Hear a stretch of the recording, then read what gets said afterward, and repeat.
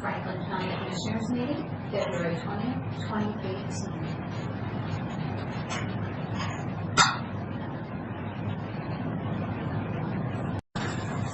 Okay, good morning. It is Tuesday, February 20th, 2018. This is the regular weekly meeting of the Franklin County Board of Commissioners. All three commissioners are here. We have a relatively short agenda this morning, but I do understand that we'll have an executive session or two toward the end, and we'll try to get a couple of public comments in ahead of time for people that don't want to wait through those executive sessions. With that, we'll call the meeting to order officially and ask you to join me in the Pledge of Allegiance. I pledge allegiance to the flag of the United States of America and to the republic for which it stands, one nation under God, indivisible, with liberty and justice for all.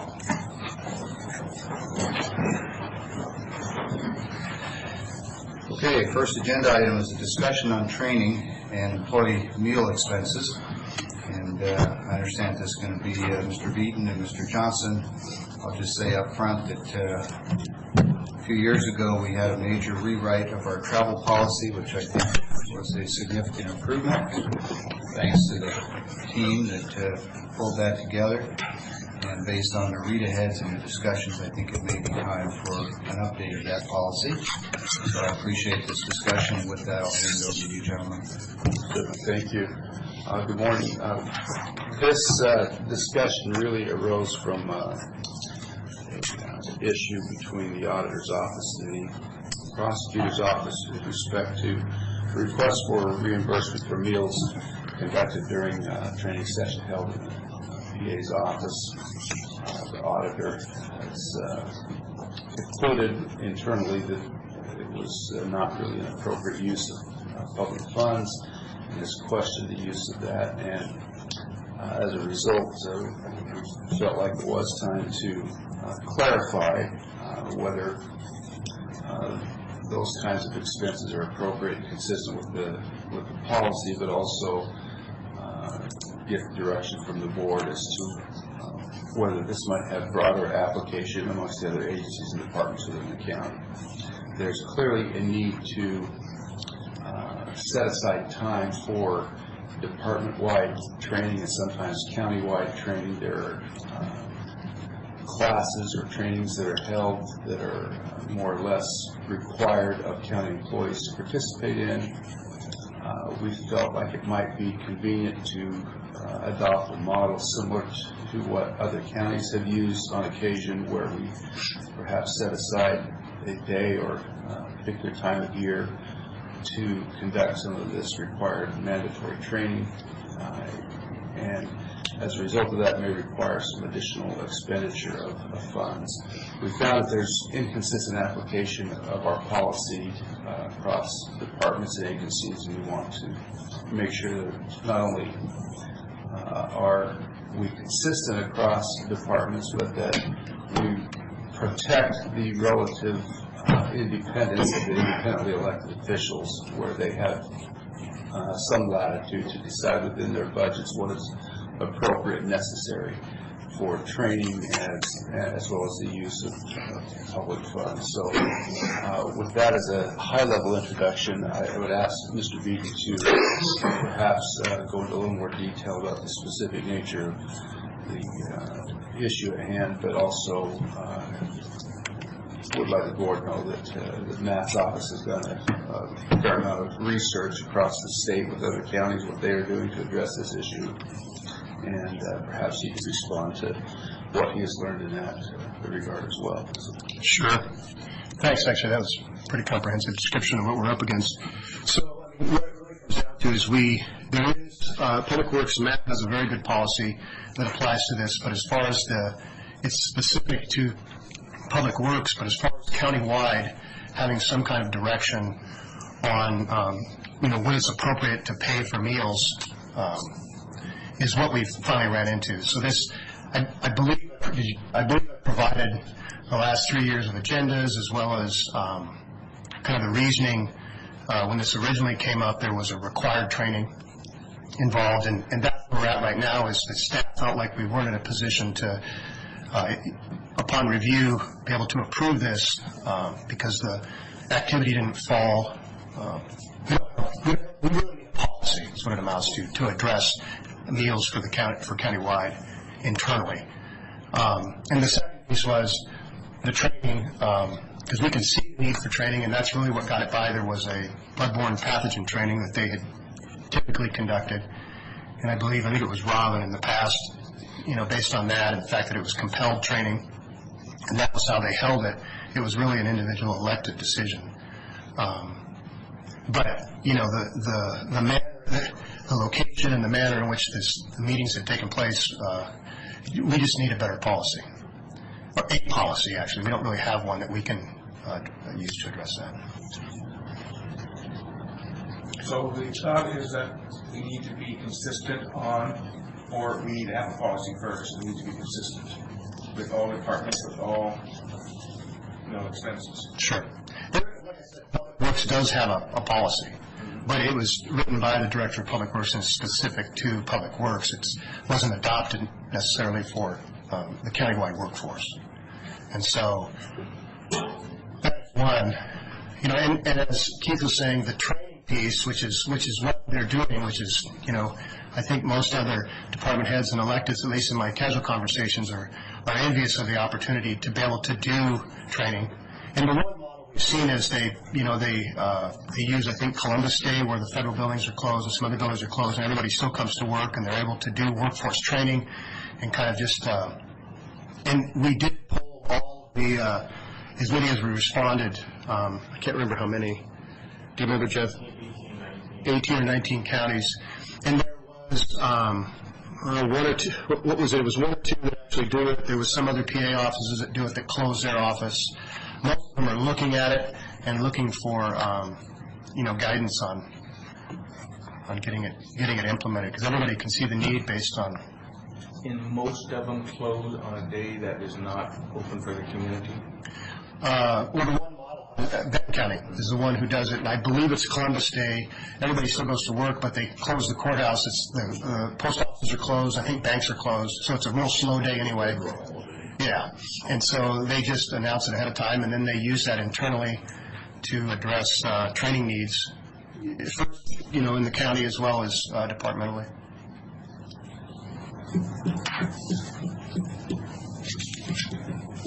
Other questions? So I've got a few. Are you recommending that this is a separate policy or a module within travel policy for the counties? Or does it matter? Oh, it doesn't matter. You're talking about the training, about the potential for a countywide training? I'm talking about this issue of training and meal expenditures for department training events. Are you recommending the Public Works policy be adopted countywide? That's really a decision for you guys to make. I mean, it's very clear. I mean, it's a good policy, well written. It has kind of do's and don'ts, and so. But as far as capturing, I don't know how anybody else, as far as from procedural standpoints, I didn't really think that whether we should wrap it in under travel or. I think training would be different than travel, but. Well, they're often combined, and if someone is going to a particular location for training, they have travel implications as well. And so that's why I'm wondering whether it ought to be a module within the travel policy, or if it ought to be its own standalone. It seems not inappropriate, but perhaps a bit narrow as a topic for its own policy. If we were to craft our policies countywide on such a narrow focus, we expand the number of policies dramatically. So I'm just wondering procedurally, and that's something you can discuss and advise us on. I don't have an issue either way. Just curiosity. I'm pretty sure I can answer this question, but for the benefit of the audience and to provide an opportunity for both of you, I'm presuming that the state statutes and guidelines are for some reason insufficient, since our policy would likely just reiterate what's in those OFM policies and procedures. So this is really for the purpose of taking the complexity of state statutes and OFM guidelines and boiling them down to something that employees can work with more easily. Is that the purpose? That sounds. Okay, all right. With respect to non-work days, what has been the anecdotal feedback from counties who have done things like close on Columbus Day? My first impression when I heard that was, we're going to close the courthouse on days when people don't have to go to work, which for me typically is the day I want to go take care of getting plates and doing other things, business that I can't conduct during the business day. It's always been one of the knocks on county government is that we're not open after hours. I'm not suggesting we should be, but for people who work a regular schedule during the week, sometimes a holiday like Columbus Day presents an opportunity to go take care of business that they can't do many other times. So I would say that's something that I at least think about. I'm not saying the Columbus Day idea is a bad one. Other people apparently have used it to positive effect. If we are going to use a single day when everybody does training, I think we ought to consider what the potential impact is for training space. When we have offices that go off-site to conduct their training, it's either because they can't get a conference room here or they can't find a big enough space. And since we're short on conference rooms already, if we were to have everybody in the county doing the training on the same day, we would rapidly run out of conference rooms. We'd have more people going to outside venues, which would drive up costs, potentially. Just an observation and a thought.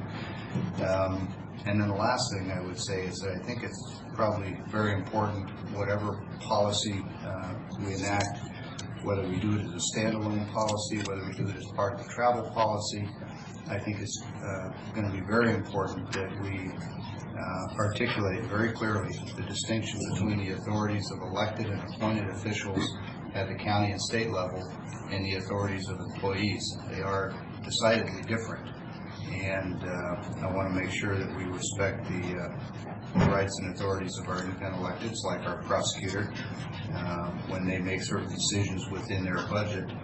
Obviously they have to be lawful, but they're entitled by law, from what I read, to a fair amount of discretion. So I would want that to be a cornerstone of the policy, is that we make that distinction so that we're not inadvertently suppressing the authority that state law gives to all of our independent electeds. Other than that, I think that's all I've got. I appreciate the discussion. I think it's a good initiative, and I look forward to hearing whether you think we ought to do it as part of travel or if we ought to do it as a separate policy. And if the one in Public Works is a good one, I would first say no surprise. Mr. Mahoney does great work. And if it looks like it can be adapted countywide, I'm good with that too. Well, I have. Anything else? No, I just going to say that Public Works policy is a good base ground, if nothing else. Can work with or from, either way. Just we'll need a little cleanup as far as countywide, but the bases are there. So one of the things I was hoping would come out of this, and maybe it will or won't, was as it stands right now, the review by staff is we don't feel we have, obviously the auditor is to approve payments that are supported by policy or procedure. And at this point, we don't feel like there is a policy that would support approving this expenditure. And so I don't know. No policy, period. So how? Well, are we talking about a specific package, the one from the prosecutor's office? Okay, because give me just a minute here.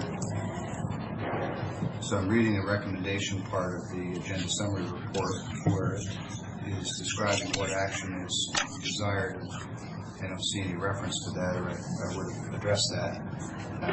Not pick on anybody, but that's, if you put it in there, then I'll know to address that specifically.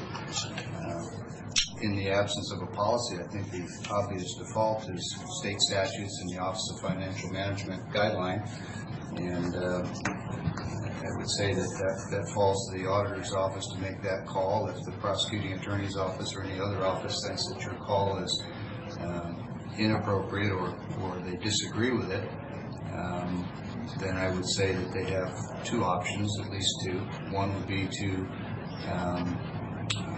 bring it to the Board of Commissioners and ask us to make a one-time policy decision on that particular event, which sounds like perhaps what's being requested, or they could hold it in abeyance until we had a policy and we've addressed this, what I think is a key issue of what authority do elected officials have above and beyond that of employees.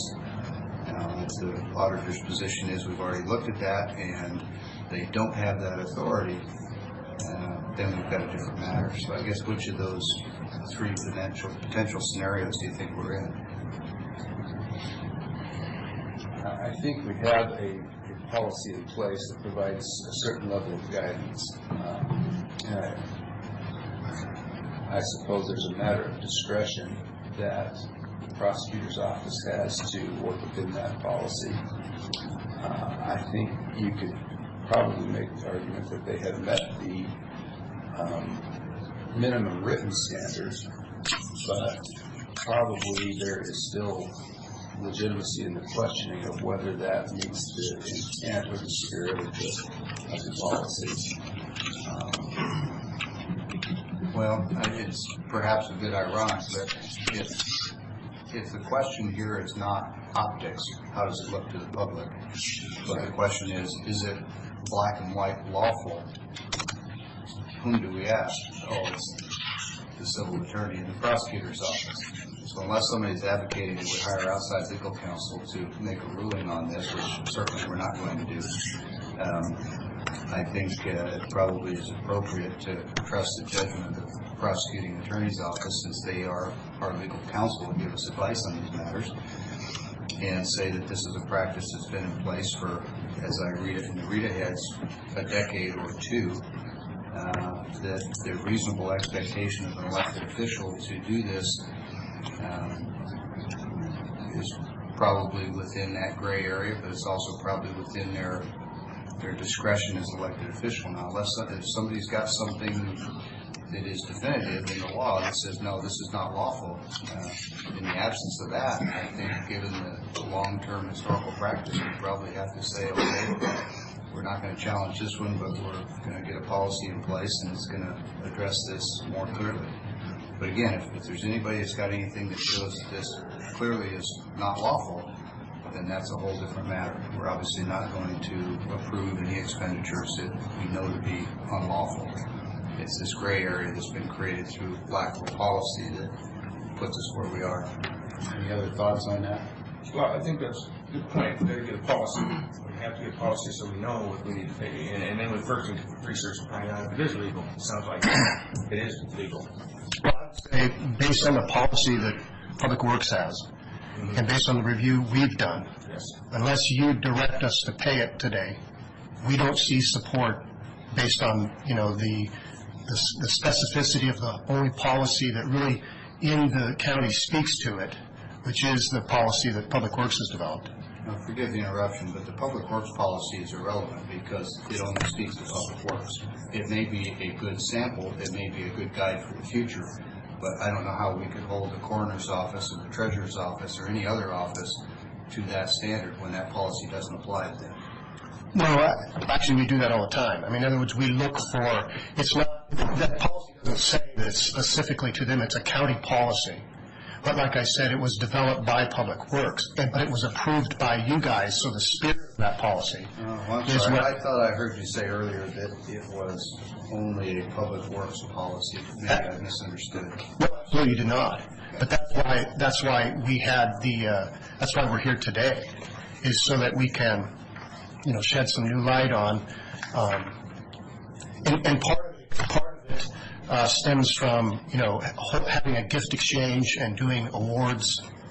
And so, for most people, that appears to be something other than just a direct training where you're sequestered and you feed people. So that's, those things are specifically excluded for works by you guys, which tells me, which tells us as guidance, and we've been using this guidance for several years.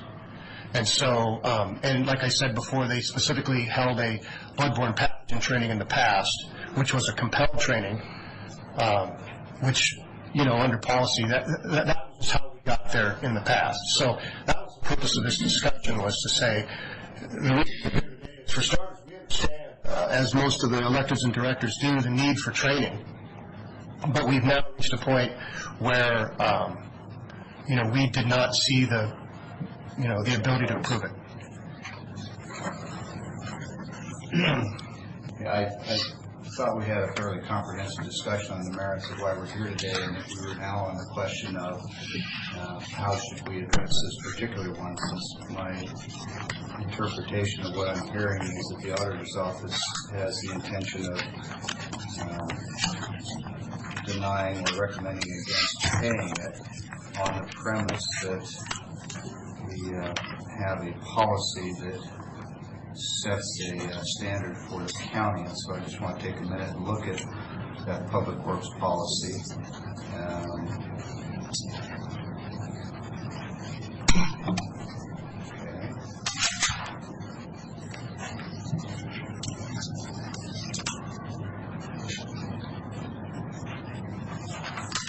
Actually, it's under, the one I directly point you to is under 4, bullet point number 3.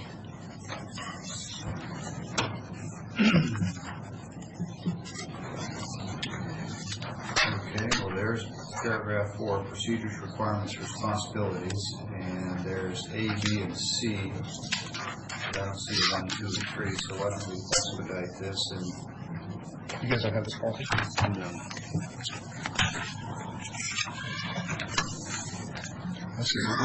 You didn't pass it. This is actually his policy. I see a 4A3 and a 4B3.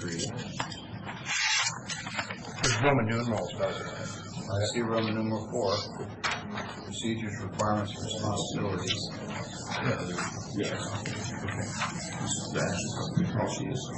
Super policy.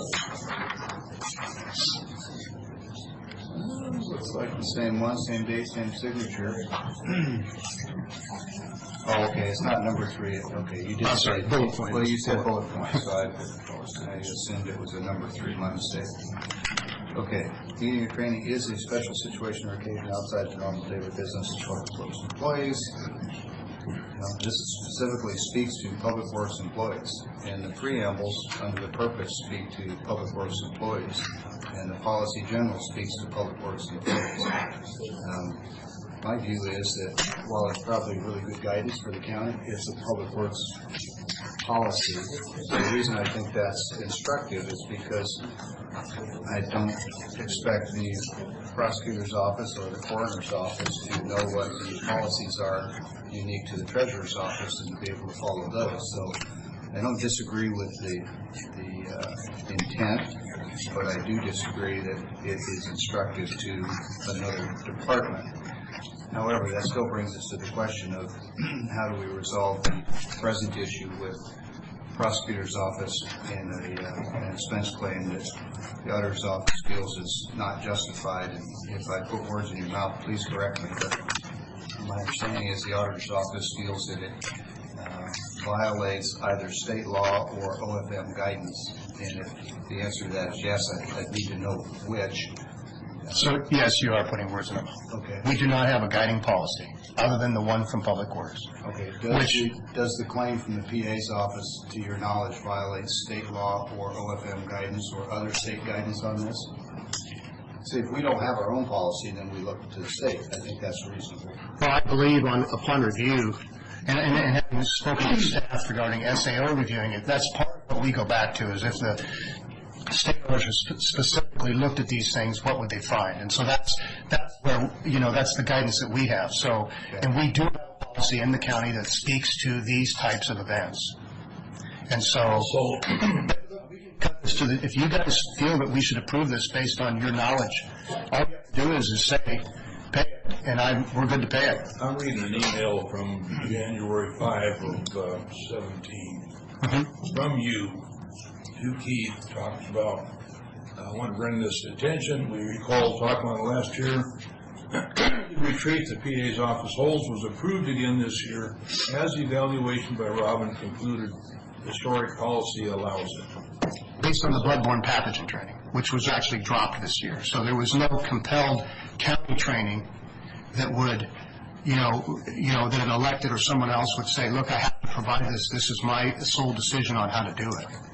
So then, you know, when you, But excuse me, Matt, isn't the nature of the training conducted within the purview of the elected official?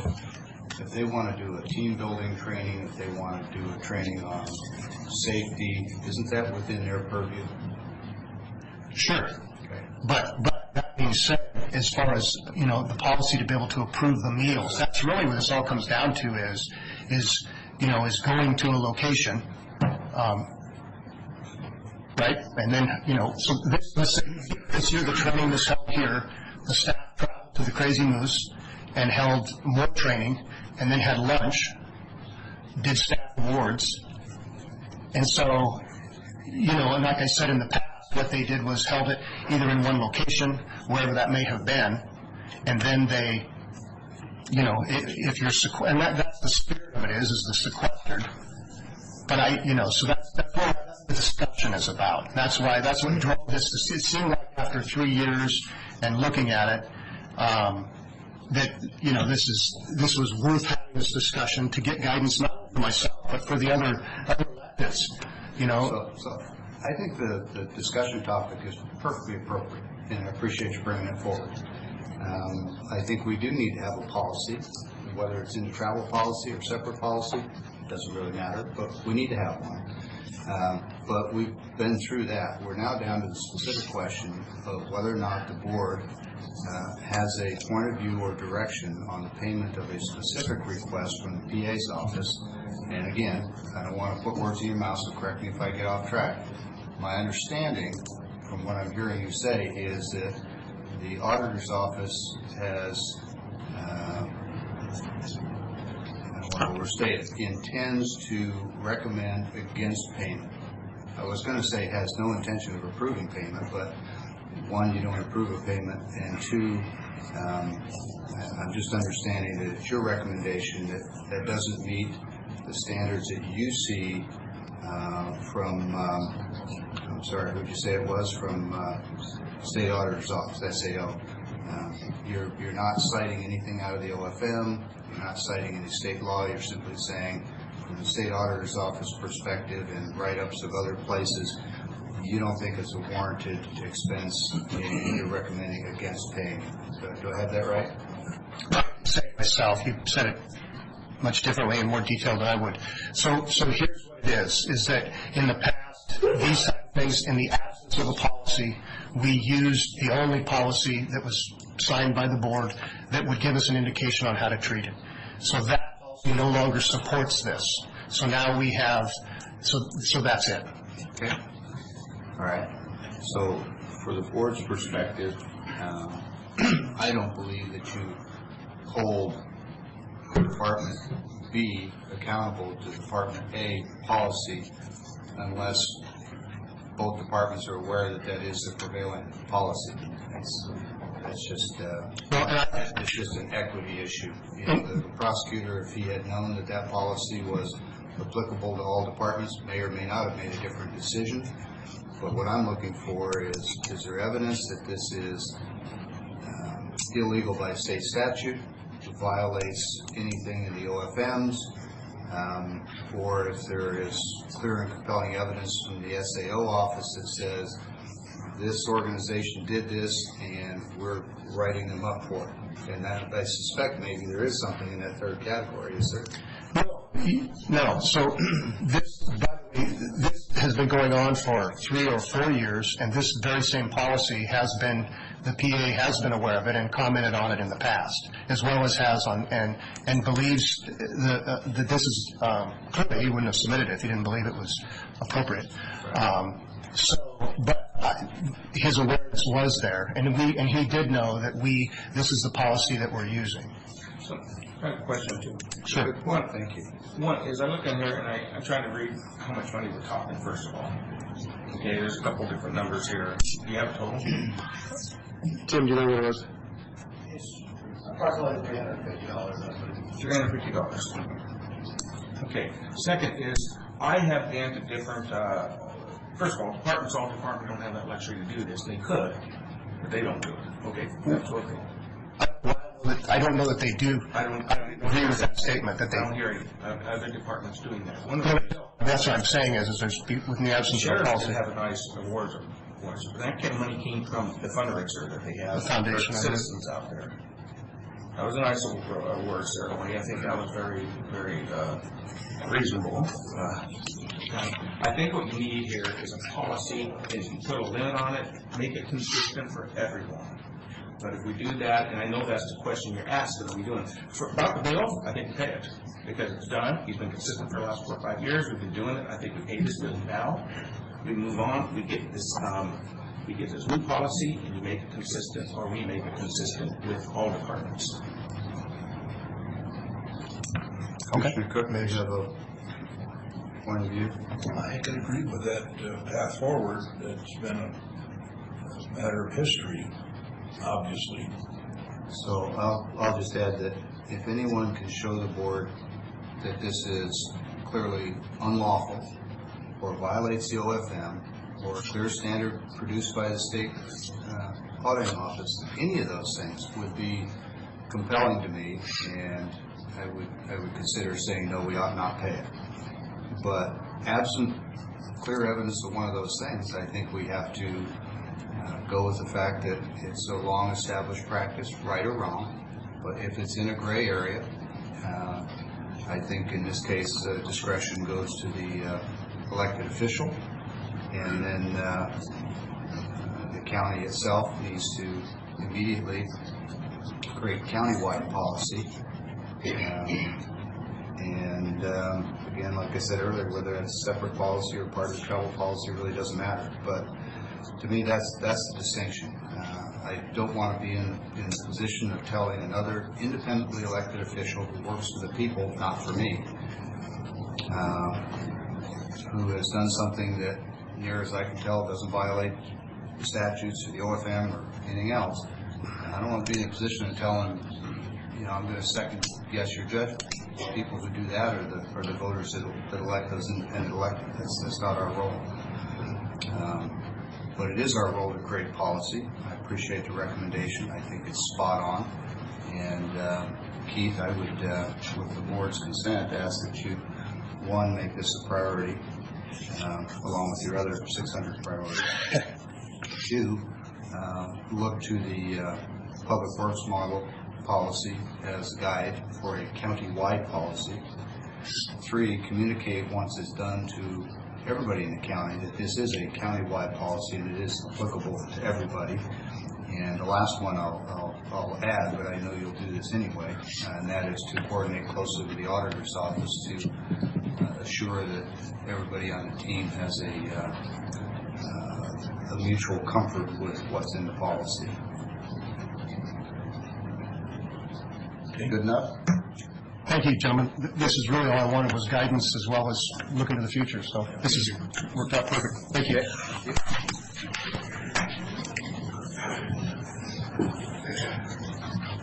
Commissioners, can we address the board? Come on up. Certainly you've been talked about enough this morning. You should probably have some time to talk as well. I'm just going to jump ahead for 1 second. Prosecutor Sant wasn't here at the very beginning of the meeting, and I just wanted, my name is Kelly Shadler, and I'm the office administrator. And I appreciate the fact that the auditor's office spent they spent hours researching whether we were spending our money correctly. I think we do have to have a policy, but I'm just really concerned that we didn't know until after we went and did this retreat that they've been working, I guess I don't want to say plotting against, but it's like, if they've had concerns in the past, why didn't they address this? We're a small enough county that they could have said, hey, we're starting to question how you guys are spending your money for your retreat. And instead of, we did it just like we've done other years. We have documentation from previous auditors or people in the auditor's office that have approved our expense.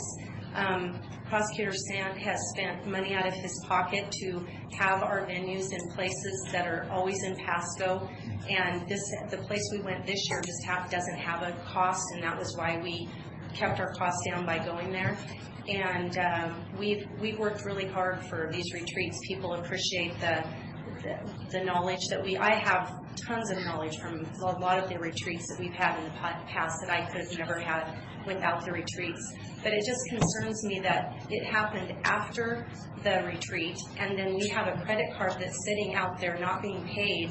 And we tried to say, can you pay it? And then if the board doesn't approve it, we'll pay, Sean will pay for it out of his pocket, whatever needs to be done.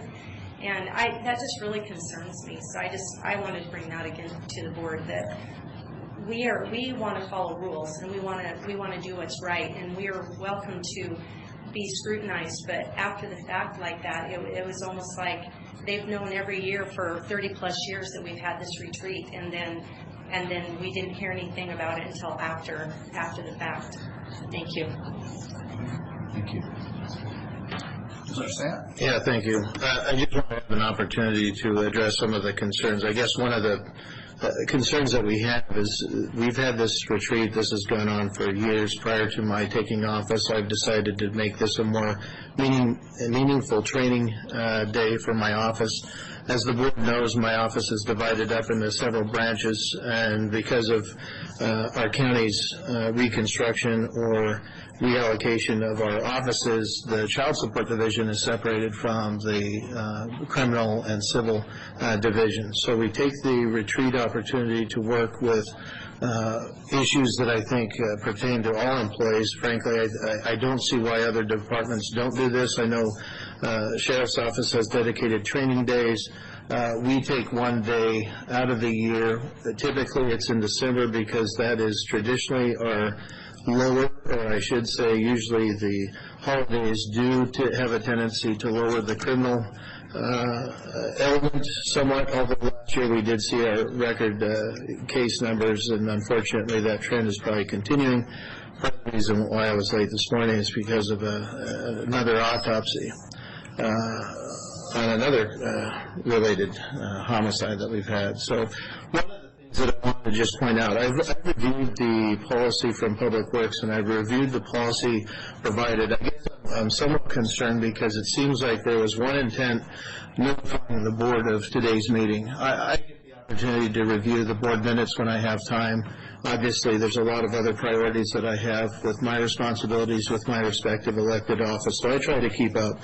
Looking at the online materials that were provided, there was nothing in there indicating that it was the auditor's office intent to withhold payment or not, or to suggest somehow that our meeting directly conflicted with any particular county policies. I've reviewed the Public Works policy. I still don't see a difference from what we do in our office. I heard today, for the first time, I guess, that apparently a 15-minute to 25-minute segment on bloodborne pathogens, the fact that this training has now been provided as part of our risk pool through Gallagher training. Our county implemented a risk pool training throughout the county where you should have received a link to conduct defensive driving tactics and training, as well as they have a module for bloodborne pathogen.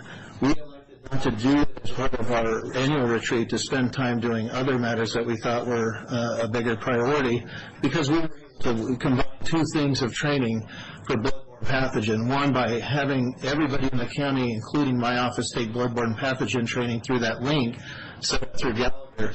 That will hopefully reduce the county's overall expense when it comes time for renewal with our risk pool rates.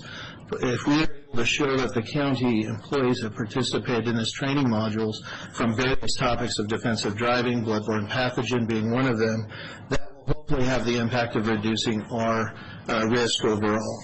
As the county knows, we've had several cases that incur a payout for risk and liability, so we're trying to do our part. And this was something new that my risk manager, who's also our chief civil deputy, came across, that this training was available through Gallagher. So that has been implemented in lieu of us doing this training specifically for our office. This was something that was sent out county-wide, and hopefully I would encourage everybody present here that's a county employee would take that training, as that will help reduce overall the risk and exposure for our renewal time when we come across that. We do a lot of other training. The auditor's office had no problem reimbursing the significant portion of the bill for training that day, which was $1,500. That training was to specifically address courthouse security and active shooter training through means that would enable every employee to be able to have a more defensive position in protecting office and workspace. The reason for this is we have had several incidents over the last year, or I guess in prior years, where we've had disturbed individuals come to the office. As you could imagine, some people might not like what I do to them or their family members, so sometimes we do get people that are upset that we send people to prison. We decided to host this training, and that was about a $1,500 bill, which was a significant portion of this day. We did have a break because one of the things that we looked at in making sure that we're in compliance with all the policy and procedures as well as state law includes, they use a definition of a regular workplace, and it defines regular workplaces specifically as to where counties can fund, or where state. Again, this is a state-related topic, so it's defined towards state agencies or to state departments, but we kind of assume that since we don't have our own policy, that we follow the guidelines there. It says basically the regular workplace. In order to have meals, it says that the meeting or training session takes place away from the employee's or official's regular workplace. We're looking at the definition, regular workplace. It says the location where a state employee or state official normally performs his or her work, and excludes meeting or conference rooms. So essentially, if we were to have this training here on site at the county in an available conference room for my entire office to participate, that would also be excluded from the regular workplace. And so, when we've, as I think has been discussed, we have chosen venues that are in our county. Typically, we try to do it, and in fact, the previous year we did it at the Port of Pasco. Even though we're a county entity and our taxes from the Port of Pasco, they still charge us. I paid that out of pocket because I feel this is such an important training for my office. Even though I could have submitted that reimbursement as well as other expenses related to the meals, not just the meal, but for things such as refreshment and things like that, I chose to spend that out of my pocket. One, I think it's important because it shows that this is a commitment that I have as a manager of personnel. This is an important resource for our office. It's a limited opportunity to have this training day. We covered a lot of things. We've covered a lot of things in years past, including training on public records and the ever-changing rules and regulations, and how my office has become increasingly involved with giving guidance to public record requests over the years. We've talked a lot about, work, team building. I think we have a very good team. We don't have many managers in my office. Unfortunately, Kelly Shaler is my office manager and basically the supervisor of both the child support staff and my primary criminal and civil support staff in my office.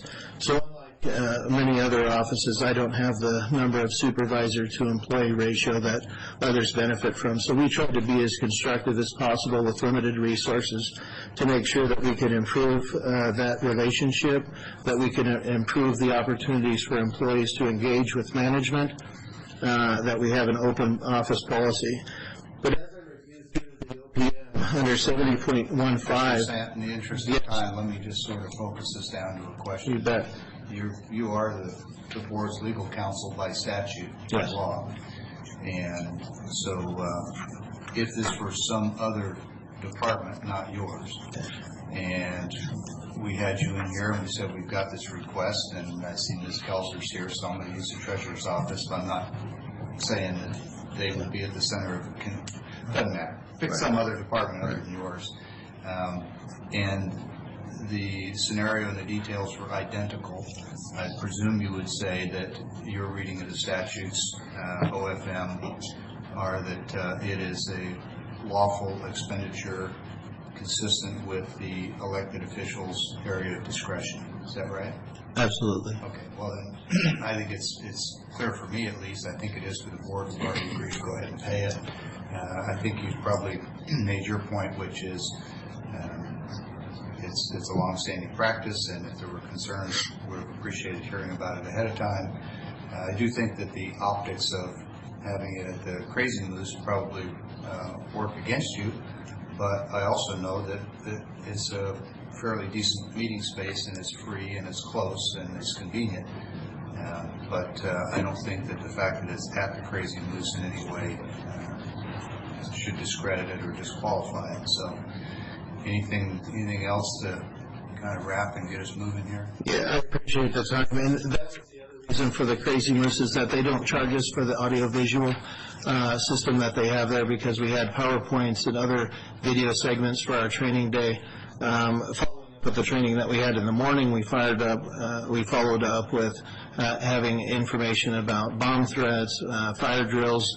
One of the concerns that we had that was related to our training in the morning section talks about in the event that we have an incident here at the county that requires us to vacate the building, and that creates a whole other safety scenario. So we needed the audio-visual equipment that is available at the Crazy Moose. Believe me, I don't like necessarily the fact that people could look at it and say, well, wait, why are you doing it at the casino? But it's very defensible when, if we were to do it at the port that also has audio-visual equipment set up, they charge us an additional $50 fee for that setup. And so I thought, one, even though I could claim a reimbursable, again, I'm personally invested on this because, one, I'm committed to making sure that my folks are trained, but I think, two, having to explain this as I do every other act I do in my office, I expect that the public is going to scrutinize it, and they have a right to know what we're doing with their tax dollars. And this is completely defensible. We've had training segments similar to this each and every year since I've taken office. It was done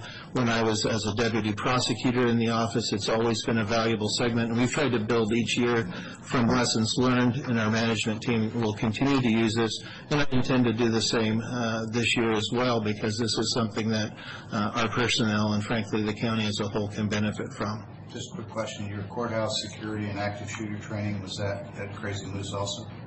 No, it was not. That was, we started off the day in the meeting room at the sheriff's office for 2 hours, and then we returned to the other part of our office because we needed to go hands-on to show some of the other portions of the training.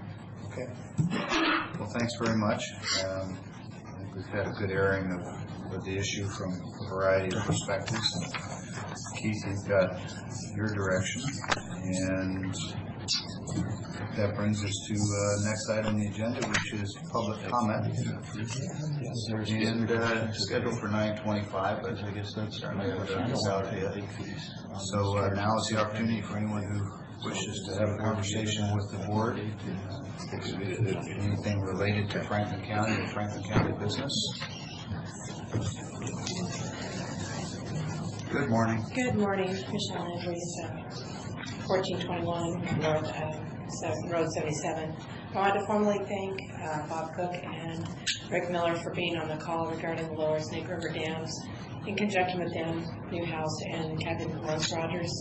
It did compel things to move forward and connect them with the draft application that is before Secretary Zinke. One of the things that I've learned and I would like to propose, and I briefly mentioned to Commissioner Peck, is that I did have an occasion to visit the Eastern Washington Council of Governments, which is different than Benton and some of the other ones that you're actively on.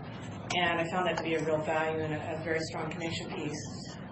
Would ask that you consider that as a meeting, and if you are too busy, I would ask to be sent as a proxy, because I think it's important to connect on a regular basis. They meet every 2 months, so it's not every month, that you consider that as I've met with Commissioner Hutzel, and I believe he chairs that group. I've got it on my calendar to start attending those when we can. So appreciate your interest, and it is a good group, and they're doing some interesting things. So I want to go listen and see what they have to say. Didn't we talk about being a member of that, and didn't do this a couple of years ago? And isn't there a fee to be a member for a proxy vote? There's no fee that I'm aware of. They invited me to join them anytime I wanted, and I know those commissioners up there fairly well. Getting to know them even better with my time in Olympia with the Legislative Steering Committee and Wasatch Board of Directors, and their issues are oftentimes very disparate from ours, and sometimes they're identical. And then there's those ones that are in the middle that would surprise you, like wolves. You think of wolves as being just a northern tier issue, but in my last conversation with them, they said there was some discussion about possibly thinning the northern herd by moving them into southern counties. And so suddenly their issue becomes our issue. So that was in particular one that caught my ear with us having a lot of cattle interests in our county. If there's any thought at all from anybody about moving wolves down this way, I want to be part of that discussion and part of the solution. That was my attention as well.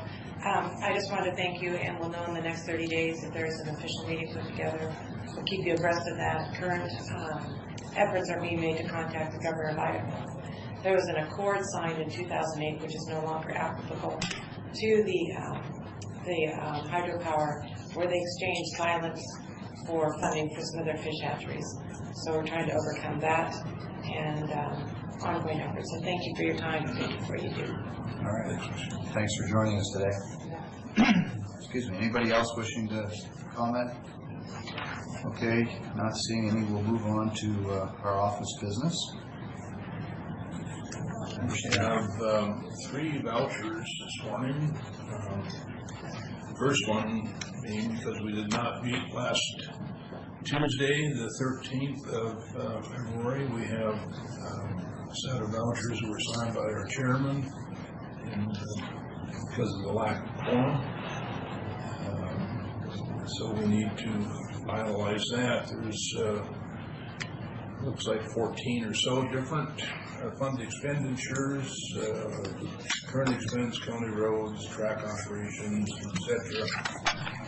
For $316,977.19. And as I say, Commissioner Peck, each would look at it, but Meek and Macy Stein have signed on. That's a motion, right? Correct. Second. Okay, I understand a motion and a second for approval of fund expenditures that I preliminarily approved last week with the board's authority. All in favor, please say aye. Aye. Thank you. Second is fund expenditure vouchers for today, February 20th.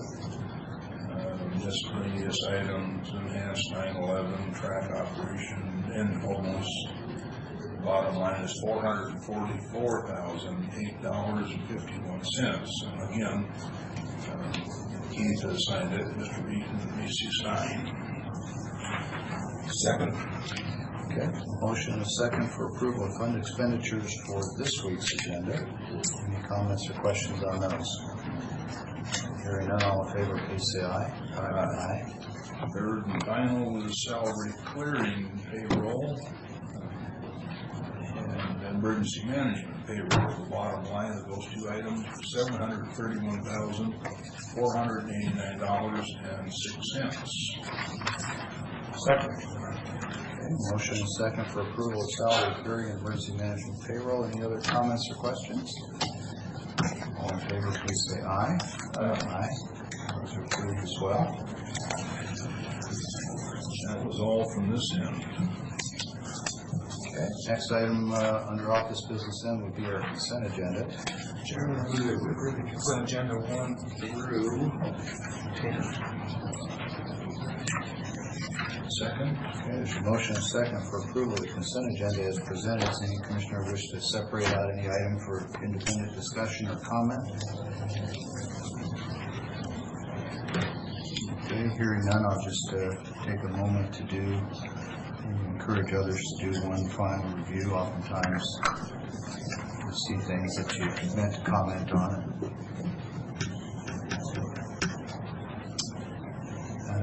I think the only thing in here was that I made a mental note that we've got resolutions for professional services to provide legal representation to indigent persons, and I just wanted to use the opportunity to note that my time in Olympia last week with the WASDAC Legislative Steering Committee and meeting with legislators, I think the Washington State Association of Counties is doing a really good job of pushing hard on as many legislators as they can about the fact that not only do counties have to act as agents of the state and carry out all the directions from the state, but that the 1% annual growth on property revenues not only is not enough to keep the counties afloat, they specifically are focusing in on the costs associated with indigent defense And we were able to make the point, I think, very convincingly, that 1% increase in our actual property revenue, not the rate, but just the revenue raw dollars, in some counties didn't even cover the cost of increased costs for indigent defense, which of course by state statute they're compelled to pay. And so by living up to state statutes, they're actually falling farther behind. So there's a bill that's being pushed very hard to get the state to start paying more and more of the indigent defense costs. And as you know, as the saying goes, you don't want to get ahead of your headlights, but I'm optimistic from what I heard at least that is getting serious consideration in Olympia for the first time in a long time. And that would go a long ways toward meeting our obligations to people who need publicly funded defense. So I appreciate the board's indulgence where I gave that short speech. No other comments on the consent agenda. All in favor, please say aye. Aye. Aye. Consent agenda is approved. Does the board prefer to sign these now, or do you want to wait till after the... Oh, where is the signature line on this? I see you got a couple of sticky notes on the top side. You can get the commissioner to sign this, and you can take that with you.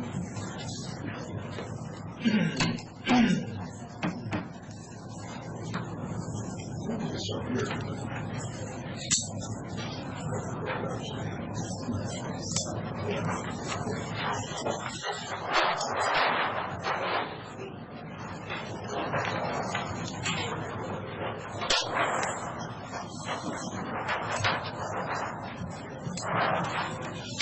Red, you want to take a moment and sign this one? Yep. Top.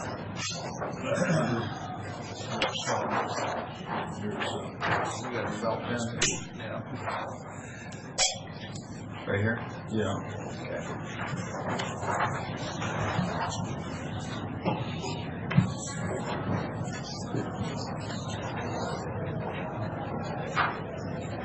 Got to slow your signature down to the speed of ink. It doesn't flow. Actually, this pen is not. There it goes. I mean, literally, you got to go this slow. You got to warm it up first. Yeah. Today's the 20th.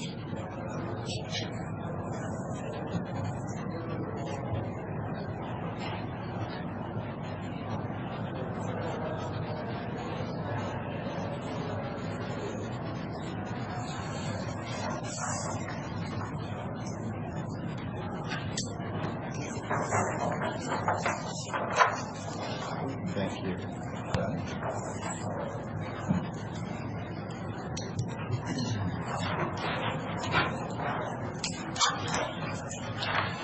Nicole, thank you for being here this morning. Next time we'll try and make a special effort to have lots of questions on that.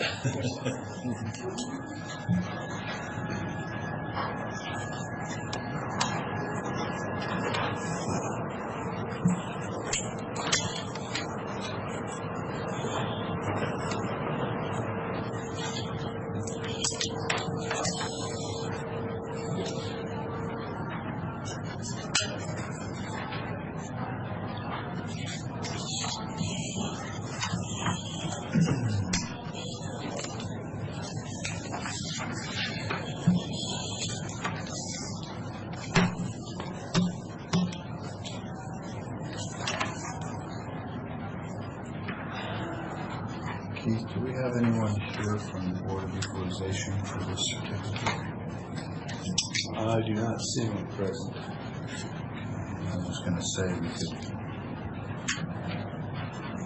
maybe move forward while we sign these, unless, of course, there was a presentation of some sort. Doesn't look like it. Not formal one, so yeah, happy to proceed. Members of the board, as you know, the Franklin County Board of Equalization is a 3-member board whose members are appointed by the Board of Commissioners to serve on the Board of Equalization. That board is responsible for hearing appeals from property taxpayers in Franklin County each year who may challenge their property tax assessment. We have a current vacancy now on the board, Mr. Curtis Gary, who has been serving in that capacity. has notified me that he is resigning his position to avoid a potential conflict of interest. And what we have before you today is simply a letter signed by the chair of the board thanking him for his service as a member for the past year, and a certificate of appreciation to be signed by each member of the board to be presented to Mr. McGarry for his service to Franklin County as a member of the Board of Equalization. And just as a follow-up to that, we are preparing advertisements for the Tri-City Herald and also the Franklin Graphic. Those will be posted March 1st and 15th in the Graphic, and February 28th and March 4th in the Tri-City Herald, to notify those folks in the county that might be interested in serving on the board, who will then take that at a later meeting to appoint Mr. McGarry's replacement. Thank you. I presume the board is good with signing those, so I'm going to go ahead and sign them. And our thanks to Mr. Gary for his service. I'm not altogether certain that serving on the Board of Equalization would have constituted any kind of a conflict of interest, but I do appreciate and respect his efforts to draw a clear, bright line and to avoid not only actual conflicts, but even the possible appearance of a conflict. That's the kind of standard we like to see in local, well, in all government, but I like to see it in local government. So appreciate his integrity in that respect. Okay, looks like just about done with signatures. Are we going to be going into executive session next? Actually, there's a couple of items I'd like to just have a discussion first while we're here, and then those that need to leave can, and we can continue the executive session. The first item is along the line of appointments to boards and commissions. As you're aware, the TRAC has an advisory board made up of members of the community. Some are appointed by this board, some are appointed by the city. We have a vacancy. We discussed this in prior meetings, and I've received recently an application for membership on that board. You know what, Keith, would you mind if I pick it up from here? Certainly. Because I've had a direct hand in this, and Keith is keeping it very clean and generic, which is very appropriate. But I want the board to have the full knowledge of the background.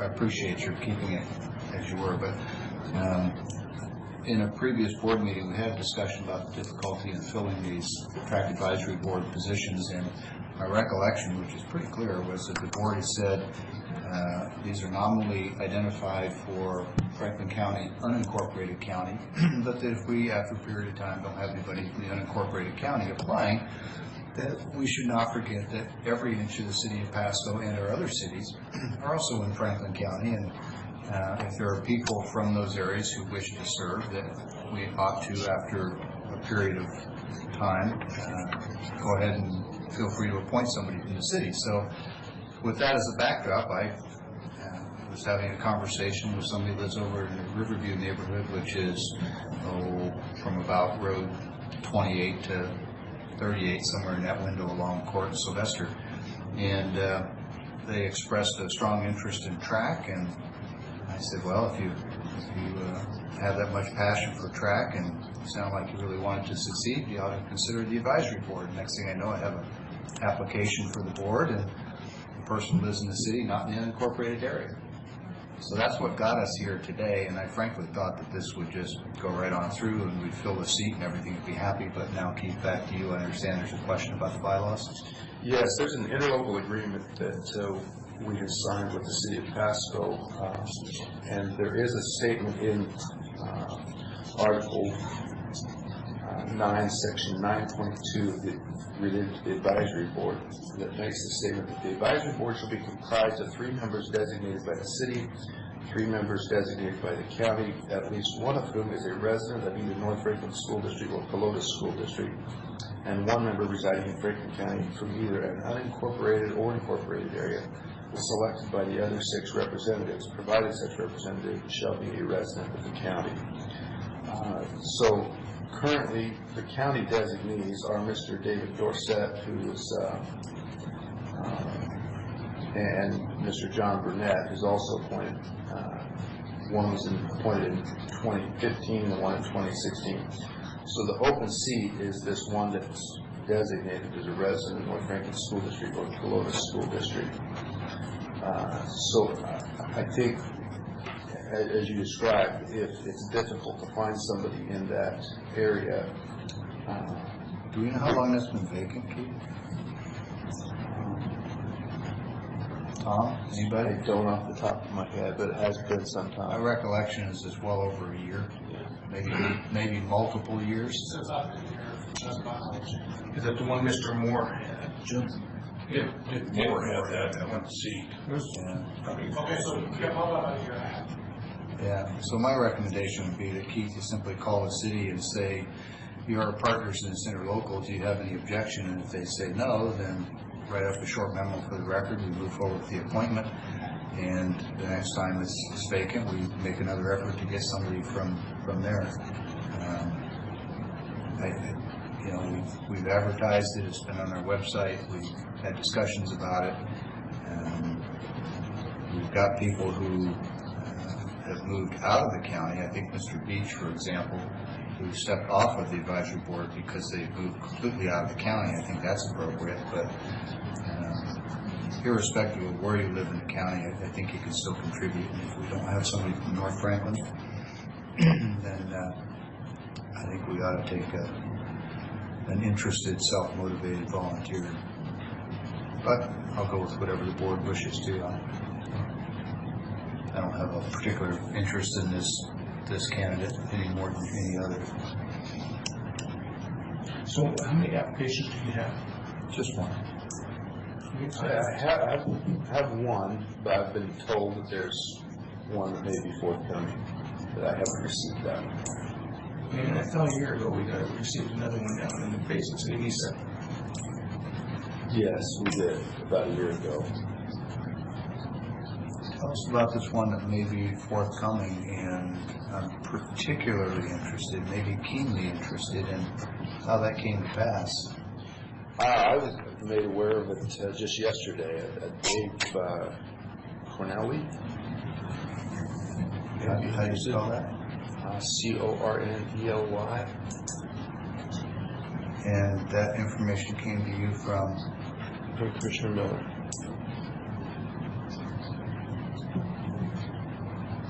Okay. Dave was a North Franklin graduate. No, actually about a year older than me. In fact, his dad married Connie and I. So we were family for a lot of years. So, Commissioner Miller, would you be interested in sharing how you came to know that he was available? Yes, he has horses, lots of horses. Well, not lots, he's got one or two, but he does do some animal husbandry things. He does trader, he does things. But where I met him recently, because he was gone, he was in the service for 10 years, and then he went, he was working for, he was a security patrol for someplace, Nevada.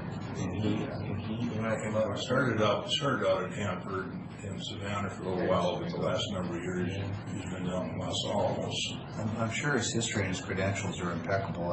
Actually, I was trying to focus in on how it is we came to suddenly have a volunteer after a year and a half of crickets, as they say. He contacted me about 2 months ago, and I told him he should apply for this if he's interested. Oh, okay. And Excellent. And then, that's history. That's right. Good.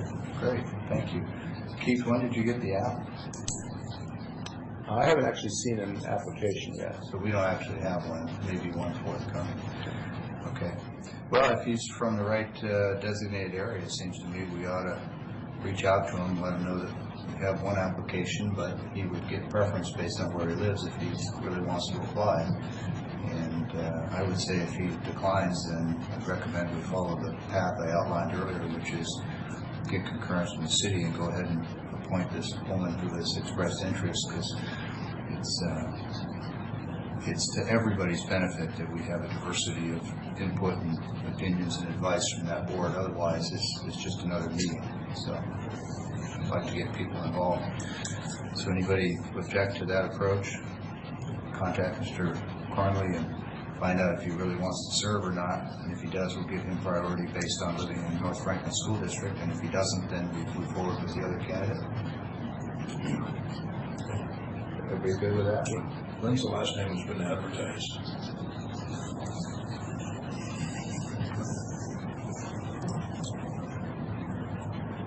It's been a while since we've actually posted an advertisement in the newspaper on that. I can't tell you the exact last time. I have to go back and look. Yeah, it was back when Mr. Beach was leaving. I think we had the same conversation. Yeah, my recollection is I thought we had advertised more recently than that, but I would imagine after Dick Moore. It's been a while. Retired. We should have put out an application at that time. Well, I think that's how we got one. We had one from a year ago, applicant, I think, but he don't really fit in North Franklin or any of those areas we're talking about. Yes. Well, the reality is that the vast majority of the populace in our county lives in the city of Pasco. Not suggesting we should change bylaws or interlocals, but if you did it on a per capita basis, it might break out differently. And not money.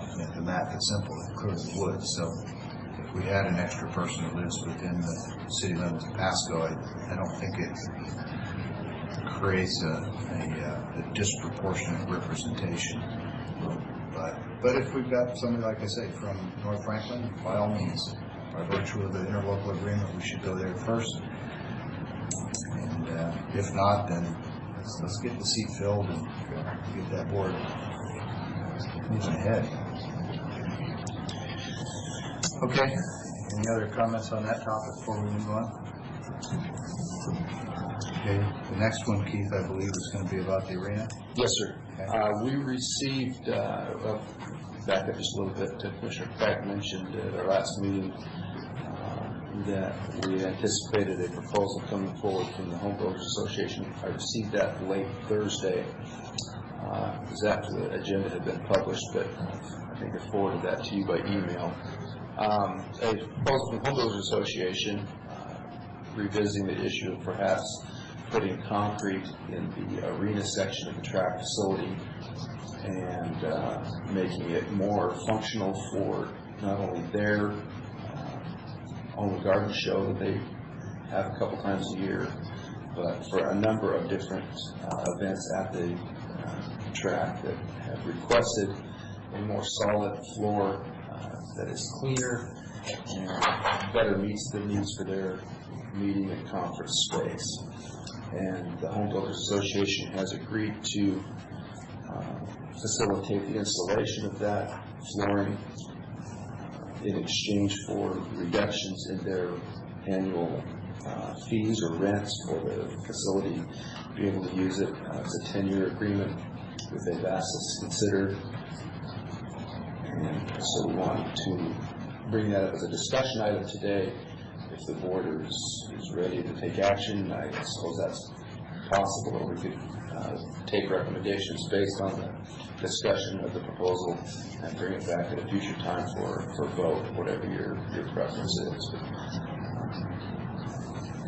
Without spending too much time going into detail of that proposal, as I said, it's a 10-year agreement.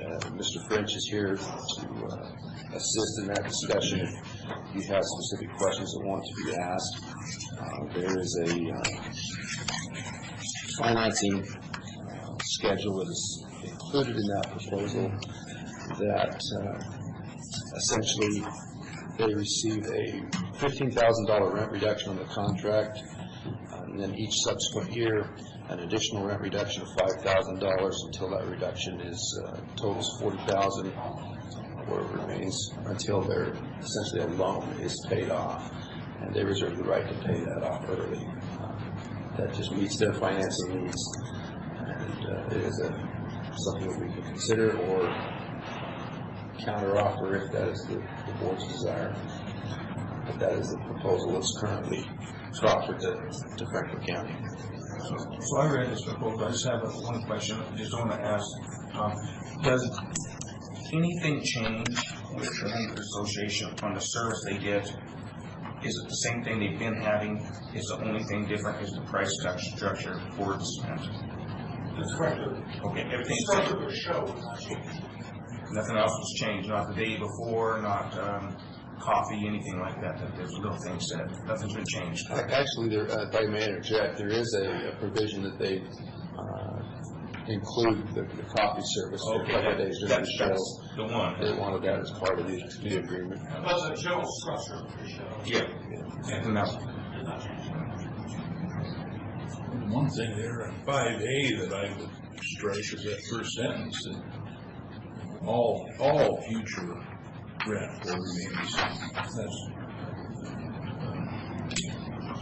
So, in the interest of time, and I'm happy to stay here as long as anybody wants, and we can discuss this in exhausting detail. In fact, I'd probably enjoy that. But it's my view, based on the fact that there's already a couple of questions, that we should have a good discussion today and anticipate a vote on this at next week's meeting, and give everybody plenty of time to dig into it. So I'm recommending against any action today so that everybody has a full and fair opportunity to review it. And with that, let's go back to the discussion. I just didn't want anybody to think we were driving towards having to decide today. 5A. So Commissioner Cook, you said 5A. Affirmative. Okay. And Commissioner Miller, you expressed interest in the coffee issue. no, I did not express issue. There were other things besides the coffee issue. Tom, is there anything other than the coffee that's different than before? Not to my knowledge. Then that's what he said, so I went clear. Okay, all right, so you're okay with the coffee? Of course. Okay, but, as a matter of principle, a person could reasonably object to that. They could. I'm sure you're not concerned about I that. was looking for bigger things, and it appears that nothing's changed, so. Well, Commissioner Cook, would you mind speaking to 5A? Just the fact that I would not leave that perpetual, And set it up with a cost of living or something, but not just forever and ever. I mean, the price set at their base, and then, because in 6 years or so, people more, so you think. Well, it's going to go on a 10-year right now. It's from there on that they're tying it up to 44K, period, no matter how long they lease it. Right. And I don't think that's best interest of. And I agree with you, Commissioner Cook.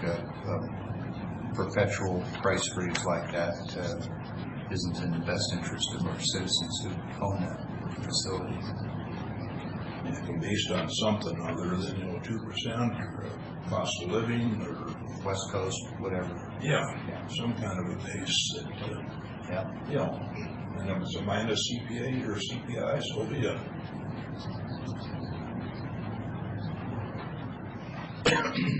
Any other comments on this? We'll have more discussion next week before we vote, but I guess the only thing I can say with that, at the same time, the cost of cement or interest may go up. You guys wanted to, but I do like the fact that it may be more valuable, especially once it's cemented. from my understanding from talking with Mr. French is that there is a window in the mid-May timeframe when this work could be done without too much impact on track activities. And the home builders have identified a local contractor to do the work. And it's nice that we're dealing with this in a logical, orderly fashion, and we have time to do so. I think if we were to have a decision next week, they could proceed very nicely without feeling particularly constrained. If you haven't noticed, there's a bit of a building boom in Tri-Cities, and things like contractors and cement are in high demand, but they've already got a contractor lined up, they've got a window identified. So as long as we don't take too much time, I think we're good. So we're in a nice place schedule-wise. I think one other question that I had, they were talking about a bottom line number of 208, was it? $208,818. We got a quote of $250,000 at one point. How did it change so much? Was that a prevailing wage quote that we got, or was that from home builders? I believe that did come from home builders. Yeah. Well, it's going in the right direction, so I'm going to be okay with that one. I guess the other side of that is what happens if it overruns. Okay, well, that's a great point. I'll make a note to look at overrun cost liability who pays. That's why we have these conversations. That's an excellent question. So if you don't mind, I'll take a minute and tell you I had a conversation with Tom French. Tom is here, and Tom, if you want to comment, feel free, but I'll sort of give the summary. He was kind enough to walk me through the arena and kind of show me what the plan was, and I noted a few things. First of all, imagine if you're leaving Tom's office and you're walking down the short hall into the arena, so you're going in that entry. That's the south side of the arena, and as you go in, you're facing the north wall.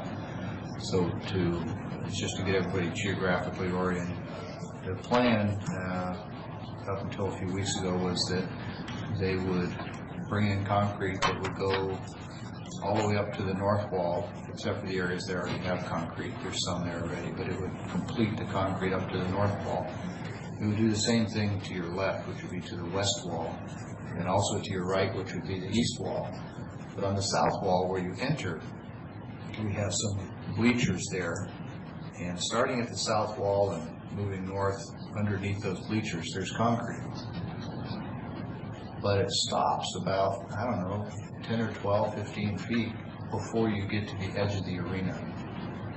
And so it was looking like we were going to have a nice concrete floor over everything but this 15-foot wide strip underneath the bleachers, which is rock and dirt and gravel.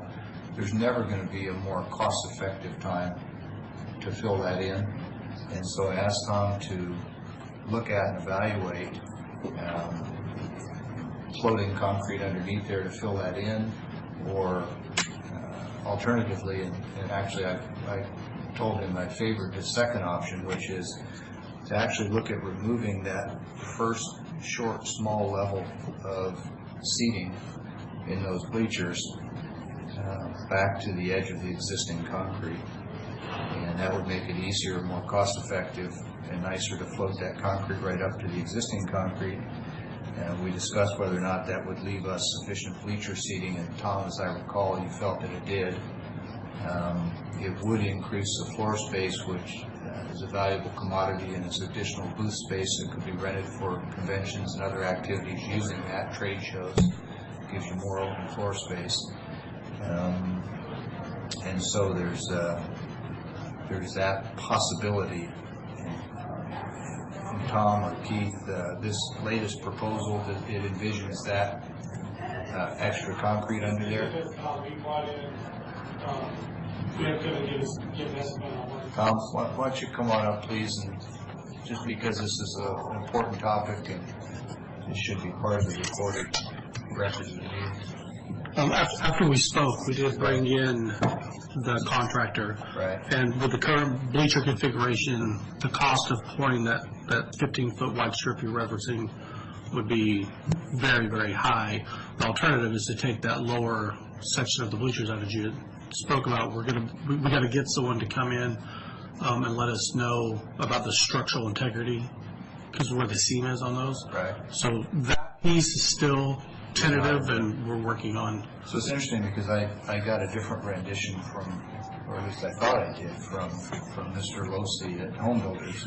Had a similar discussion with him, and because the timing was so close or contemporaneous with our discussion, I didn't know for sure if it got into this proposal or not, so you're telling me it didn't. From my understanding, What is your opinion as the manager of the facility about the utility of the bleachers, whether or not we need that lower section, whether or not it would be,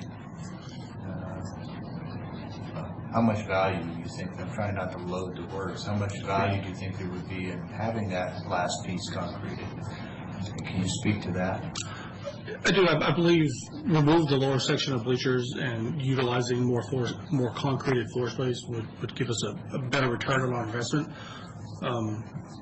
There's a few headwinds that we're up against with the curbing, the existing curbing that is in the arena. I don't know what you mean by what curbing is, but not in the arena. What do you mean? Well, where the fence is, with the wooden slats. What I call the perimeter of the arena itself. Yes. Okay. There is about approximately a 3-inch high curb, concrete curbing that runs all the way around the arena, which everywhere else, and up until the discussion of that little 15-foot strip, it wasn't going to hinder anything. Right. They were going to pour right up to it and actually over it, because they were talking a 6-inch pour, right? Yes. And that's a 3-inch curve? Approximately. Okay. So removing that and removing those bleachers where the seam is, we're still trying to get some good guidance on, would that give us a wide enough to comply with all applicable regulations? Okay, now you're talking about bleacher space. Let's stay on the concrete for a minute. How is the curb an impediment? It's just the cost of removing that, getting that up and out. If the bleachers stay, if the lower half of the bleacher stays because of the workspace, the ability to get in there and physically do the work. So I believe removing the lower section of bleachers adds value. It's getting that done in that time frame to get the 15-foot section concreted in. To your knowledge, has anybody asked the question? Yes. Gotten with a contractor and said, what would it take? Yes. And as it sets right now, would be the cost would outweigh any potential rewards, just at the potential cost to have to do that, because it would be all hand done. They'd have to dig all that gravel out by hand. Okay. All right. Well, that's good input. That's what I was looking for, because this is all new information to me since our conversation. I have not heard word one about what we learned or didn't learn. Okay. Well, then, to summarize, what I think I'm hearing you say is it would be nice and financially beneficial to have the extra floor space, but the cost of making that happen now is prohibitive, and it could put a pinch on the schedule. Correct. And lastly, you didn't say this, but it's something that could potentially be done in the future, but probably not as cost effectively as it could be done today. Correct. If in the future, with enough prep time, the cost of that project to be significantly reduced. Okay. All right. All right. Well, that's good input. I appreciate that. So I'm going to set aside the notion that we're going to do anything with that lower section and make it continuous concrete. It seems a little unfortunate that we aren't going to have the whole floor done, but it can be done later. Yes, correct. Yeah. Okay. And is the information that you're giving us now consistent with, well, let me rephrase that, does Mr. Losey know everything that you've just shared, and is he on board with that approach? He is, he does, and he is. He was in the same meeting with the contractor. Okay, because I haven't heard from him or from you or Keith or anybody else about what we're doing, so this is new, I'm playing catch up. All right. What else do we need to discuss on this issue? So, if we put cement in here, what are we doing with the arena for other uses? Yeah, arena. You and I have talked a few times about things, maybe the outdoor. Is that still workable? Is that still feasible? Is you going to have more traction here? So is animal there, animal smell, all that filth they're going to have that people complain about, like the trailers there? Is that going to be a problem if it's cornered into that outdoor? So the arena, there's a a lot to unpack on the outdoor arena. I just want to make sure that I get it all and it makes sense. And let me preface this by saying, you don't have a plan until the board approves something. So, Yes. and I'm making that distinction because this board has had this discussion before, and all three commissioners have said that we support the notion of making significant improvements to the outdoor arena, and we think that's important to do. But when Commissioner Miller asked you for your plan, I wanted to take you off the hook a little bit, so go ahead. So the outdoor arena, as it sets, uncovered, what we have spoke about is the viability of that being used by youth groups and different organizations in the community, different horse groups and livestock groups in the community. There's a few factors that kind of go along with that. It's really just not as simple as opening the gate up and saying, here you go. The cost of covering it, which I've shared those with you, probably wouldn't be prudent right now. We need to get some time behind us to see what the interest level is in an outdoor arena. But then we also have the insurance issue, and I've actually sent you an email this morning talking about that. The insurance companies I've spoke to that this is what they do. They insure livestock events and different organizations that put on team ropings, barrel racings, rodeos. They've expressed no interest in this because of the dynamics of an open ride and the risk associated with that. So as we currently sit today, with our current risk pool coverage, the board would have to make a decision on, there's really not a policy to be purchased for this. Would the board feel comfortable with utilizing waivers that each participant that came out used, or just simply having nothing in place? So as long as the insurance question could be answered, the outdoor arena is very viable. I mean, I don't see it being utilized to the point that it's going to impede our parking situation, because that's more of a flow issue. It's not an established event where there's a mass group of people coming for a designated amount of time. It would realistically be more of a flow where people are in and out utilizing it. So I do believe the outdoor arena is a viable solution for the community, but we still have the hurdle of the insurance. Okay, so when you said a waiver, the waiver is just where you say you hold draft. It would be a waiver that the legal department would draft. Really doesn't have a I'll lot of ask Teresa, how legal are the waivers?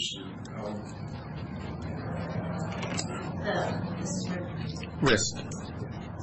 An indemnification and a release and a waiver that, under joint and several, we always worry about that 1%.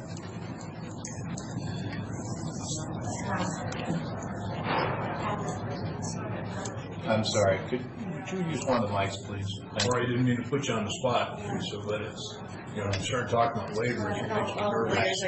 And I guess the simple question is, do you think we could come up with a waiver that would completely protect the county from liability, or is that just unrealistic? Depends on what it's for and how we're characterized. If we're characterized as a carrier, then there is some strict liability. So it would depend on circumstance. It's something that I wouldn't be able to give you opinion on today without looking at it more carefully. So I would have to defer. Yeah, and I had a little trouble hearing that. So I think the question is really whether or not, not interested in us being a carrier or us providing any kind of coverage. What we're talking about is whether or not it's possible to craft a release agreement or waiver or indemnification of some sort that the facility user would sign that would completely release the county and leave us with zero liability. And the concern that I have is that under the joint and several liability law, where if we're 1% responsible, we can be 100% on the hook for paying the tab if the others don't. So my concern would be that it isn't possible to craft a release that is so all-encompassing and foresees every possibility. We could still find ourselves with a claim. Right. We would take all the precautions we can, but there's no guarantee that there would be some loophole. We can't just contract something out and then say that we're not responsible for something that the contractor did negligently. But we actually have that same level of responsibility, or I shouldn't say responsibility.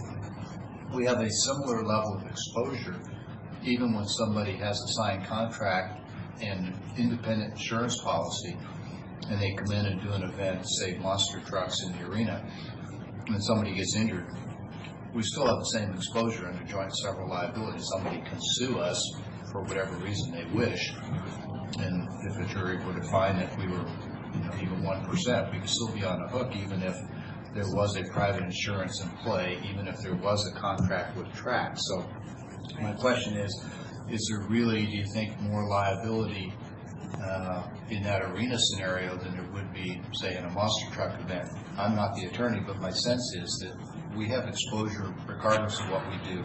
Both ways, yes. And it's really a matter of weighing that, the benefit of the public using it against the relatively small likelihood that we would find ourselves in a lawsuit there in the arena. But either way, I don't see that we could absolutely ensure that we had no liability. That's maybe an unrealistic level. Do you agree with that?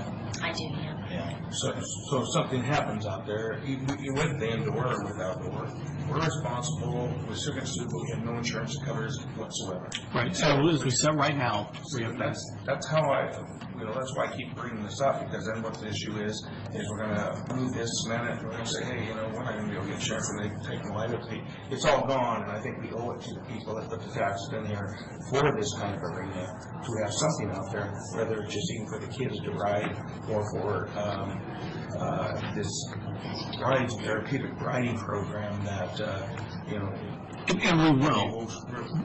We will maintain the outdoor arena. We will keep the outdoor arena, and it will. We are currently in the very initial stages of working with a few of the different riding groups to see if the feasibility if they want to come there.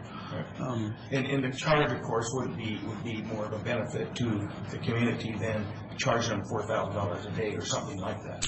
Because the upkeep of not, there's apples. For me to maintain an outdoor arena in the county to maintain an outdoor arena is completely different than that. Giving back to the community in a sense. You get 4-H kids in there, you get the strides, and and they have their own ground, but they may need to later on come in here or something. It's just seems like it's something we can give back to what they don't have. If I remember right, the 4-H person said there's 1,500 kids out there with horses. So they need riding spaces. But there's a whole bunch of difference with that. They got to pull trailers in there. They got to bring, there's a lot of issues to consider with that. If you have shows, is this going to work? These are the questions I need answered. Really, at least the best decision I can make. So I think that's your. Excuse me, Tom. Let me insert a thought here. I agree with Commissioner Miller and you that we should keep that outdoor arena. We've had some discussions about changing the orientation to north-south so that we can make it bigger. I still support that idea. We talked about getting rid of some of those paddocks that are excess to our needs. Is all of that still on track? Are you still on board with all that? Very much so. I wanted to go through that so that Commissioner Miller knows that I'm still supportive of keeping that arena and, in fact, improving it, making it bigger. I wouldn't be opposed to putting some lighting out there. I think a roof is down the road, but I think it's too soon. And I'm just articulating this so that my fellow commissioners understand where I'm at if they have concerns about my support for the outdoor arena. And just one thing I want to, because you've referenced it twice, I just want to make sure I'm painting a clear enough picture. The issues with getting trailers in there in this scenario is completely different than what we're up against right now. This would be more of a spring to early fall availability, which just because I don't know if people would want to use it in the winter, and it would have to be that calendar and availability would have to be worked around some of our larger events. There's just. See, I like the idea of night riding. As a kid, I used to do that all the time too. With lights in the city. And it's we currently have lights out there right now. Even in the summer when it's hot. Yes. That's nice to do it. See, those ideas, as long as we're on track and the commissioners know it, I might get sold on this thing. So. Well, I have no hesitation at all about committing to making improvements to that arena. I think it's a great resource, especially for youth, but for everybody. And a separate discussion for another day would be whether or not we want to, I'm going to use the S word that I almost never ever use, but subsidize for established groups like a 4-H group or something where we can draw a direct line between a county commitment and mission, because, you know, we already support a 4-H person on staff through WSU Extension, so we already have an established special relationship with 4-H, and expanding that kind of support by giving them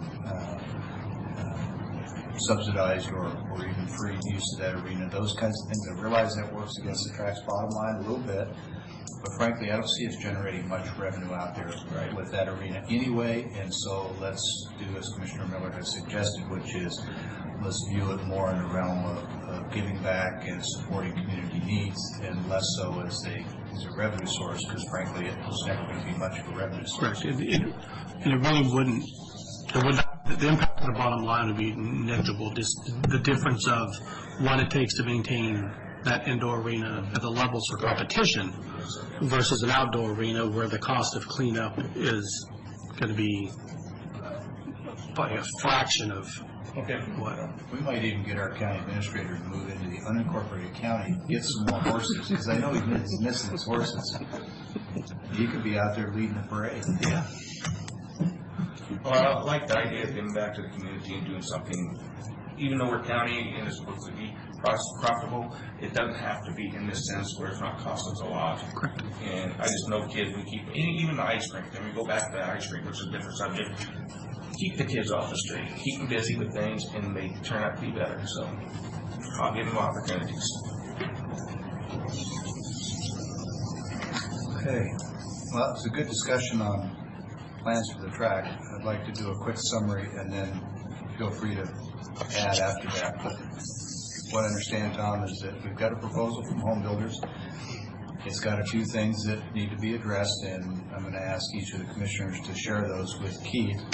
If they want to copy you, that's fine, but share them with Keith so that he can get with Home Builders and essentially negotiate these terms a little further. It sounds like 5A is a non-starter.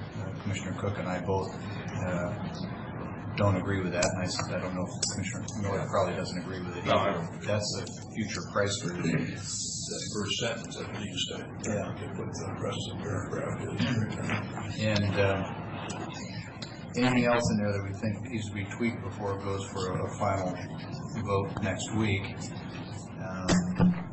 And Tom, you've explained that we're going to leave the bleachers as is. I think we're on a path. I'll note that when I talked with Mr. Losey from Home Builders, he pointed out that they're mindful of the need to use sufficiently thick, I think he said 6-inch concrete with lots of fiber reinforcement mesh, which is important when you start talking about bringing in big ag vehicles in there for shows. Yes. Because they're big machines. So I appreciate the fact that they've got contracting professionals involved to foresee those kinds of needs and details. But all that together with what appears to be board consensus on retaining the outdoor arena and making improvements. And I think that's it. Anything anybody else wants to add? Okay. You're okay with provision of coffee?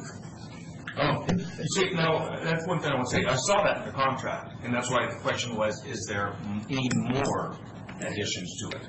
That was the only. Yeah, it just says in the contract, so I thought that's kind of. But no Splenda, no cream, right? How much? Well, just want to get that idea. So, Tom, Is it okay if we remove that provision? Take the unlimited, restrict that to some degree of reasonableness? well, my view is that you got three people here whose views may vary. I would ask you to bring us a recommendation. It's clear that a fixed, permanent future price is just not going to pass the board. How you remedy that, whether you use the West Coast CPI as an inflator, whether you use some other measure, I'm sure you'll find something the board will love. Unless board members got something they want to specifically offer? No, I just need to work with Jeff and come up with something, but I can't believe that he would, that was. Let's see. And on the coffee issue, Tom, was that just a sort of a chuckle? I mean, what's the monetary value of that? It can get pretty steep.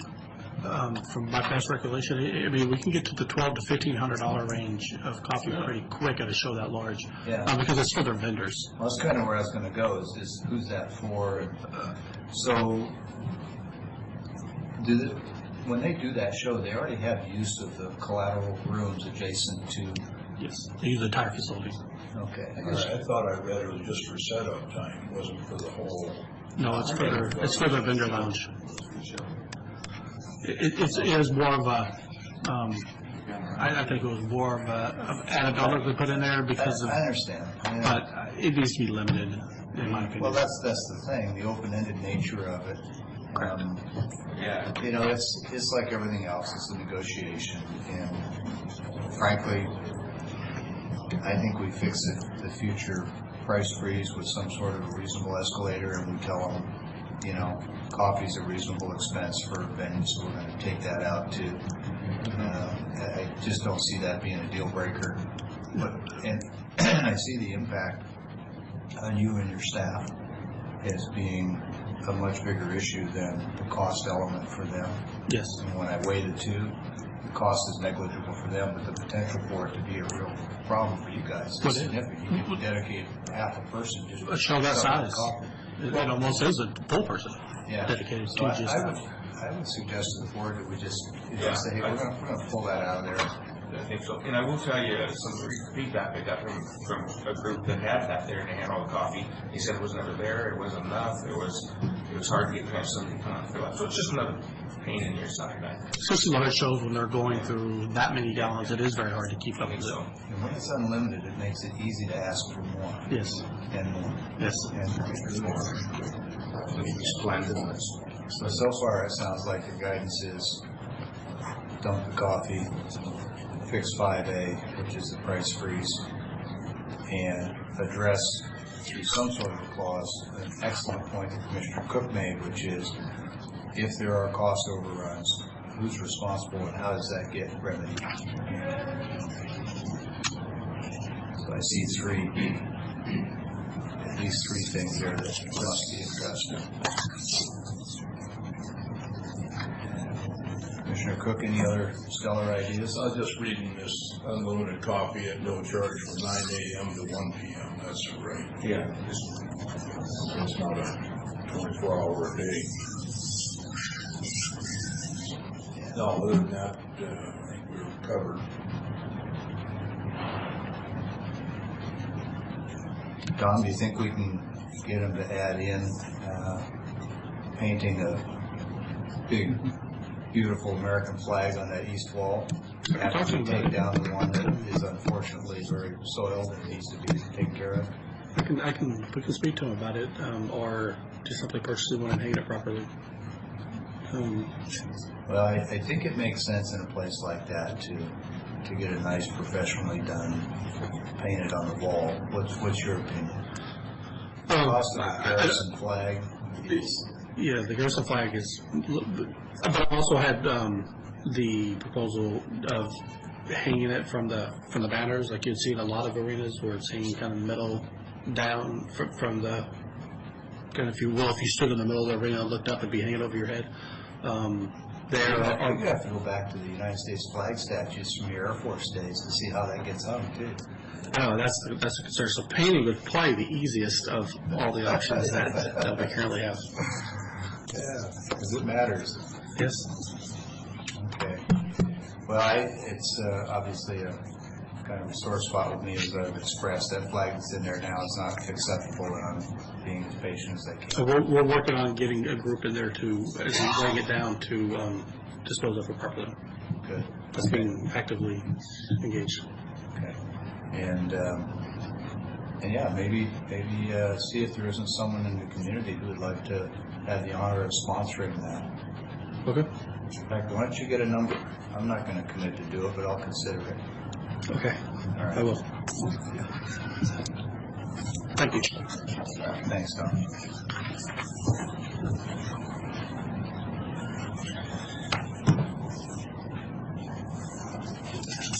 Okay, well, that was a good discussion. Thanks to everybody for your participation. Keith, I believe by my list, that's everything except the executive session. That's correct. Okay. Well, and it looks like our next item of business is an executive session under RCW 4230-140, subparagraph 4, entitled Contract Negotiations. Would ask that Mr. Wesley, if he's available, and Ms. Nave join the board.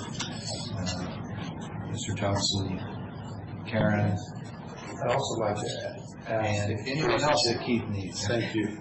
Sorry to interrupt, but No, that's ask good. that Teresa Shan from the prosecutor's office. If you can invite Teresa, can I invite Wendy?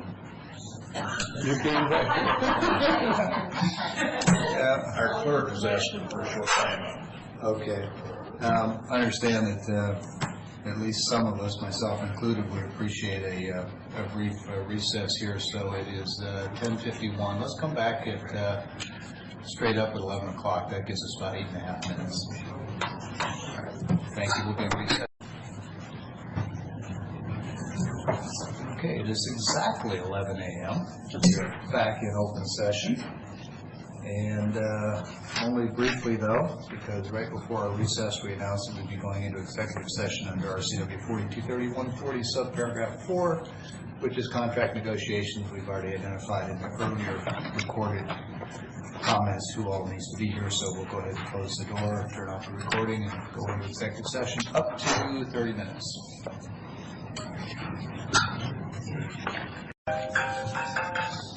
Okay, it is 11:30, and we have just concluded our executive session under 4230-140, subparagraph 4. And just note for the record, as a courtesy to people listening, the board undertook no decisions and no consensus, which are things that are not properly allowed in executive session. But it was a good discussion, and I appreciate the participation by everyone involved.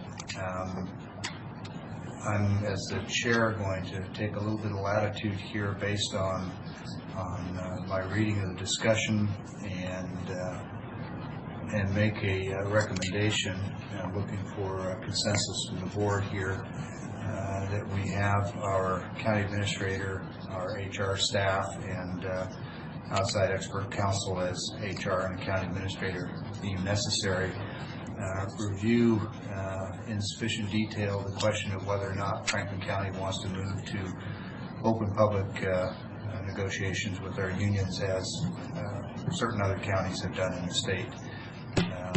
Mindful that we respect and appreciate our employees and our friends in the unions, but also mindful that we have a duty to be as transparent in our government as we can, if not a duty, certainly a desire. And so with that, I'm going to ask for the board's consensus to have the staff move forward with carefully researching the merits, pro and con, of moving to a public process for these negotiations, and to take whatever steps that they think are necessary to move us in their recommended direction, and before we take any final or formal positions that they would come back to the board for final approval.